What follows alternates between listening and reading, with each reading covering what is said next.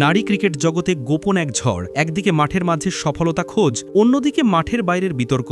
সব মিলিয়ে অধিনায়ক নিগার সুলতানা জ্যোতি এখন সমালোচনার ঝড়ের মুখে। সিনিয়র বা জুনিয়র ক্রিকেটার কেউই বঞ্চিত নয় তার শাসনের। চুলে তেল, ব্যাগ বহন থেকে শুরু করে শারীরিক হেনস্থা, সিন্ডিকেট গঠন, সব অভিযোগ একের পর এক উঠেছে।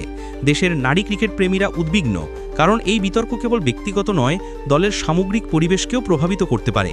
এখন প্রশ্ন, জ্যোতি কি এই ঝড় সামাল দিতে পারবেন?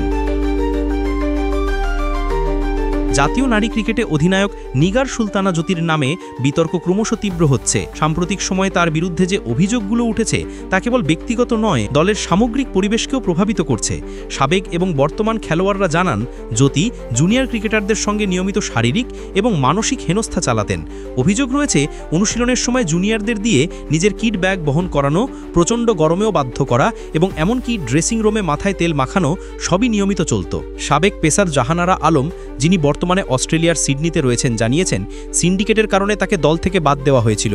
তিনি বলেন, জুনিয়ররা দল থেকে বাদ পড়ার ভয়ে এসব অভিজ্ঞতা প্রকাশ করতে পারে না। শুধু শারীরিক হেনস্থা নয়, জ্যোতি দলের সিনিয়র খেলোয়াড়দেরও সম্মান করতেন না।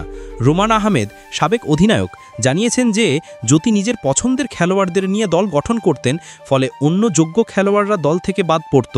রোমানা আরও বলেছেন, জ্যোতির অধিনায়কের দায়িত্ব নেওয়ার পর তাকে এবং আরও কয়েকজনকে স্কুল থেকে সরিয়ে দেওয়ার পরিকল্পনা করা হয়েছিল। প্রমাণিত পারফরমেন্স থাকা সত্ত্বেও আনফিট দেখিয়ে দল থেকে বাদ দেওয়া হয়েছিল। এই অভিযোগে মুখ খুলেছেন আরও এক ক্রিকেটার, মুর্শিদা খাতুন হ্যাপি।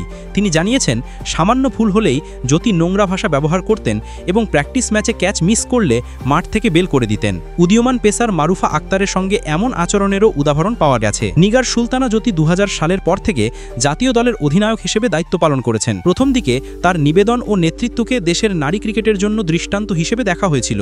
তবে সাম্প্রতিক বিশ্বকাপ এবং সিরিজগুলোতে দলের পারফরমেন্স হতাশাজনক হয়েছে। ব্যাটিং লাইনআপের ভঙ্গুরতা এবং মাঠের সিদ্ধান্ত নেওয়ার ক্ষেত্রে তার নেতৃত্বের ঘাটতি স্পষ্ট। এবার মাঠের বাইরের বিতর্ক আরও যুক্ত হয়েছে।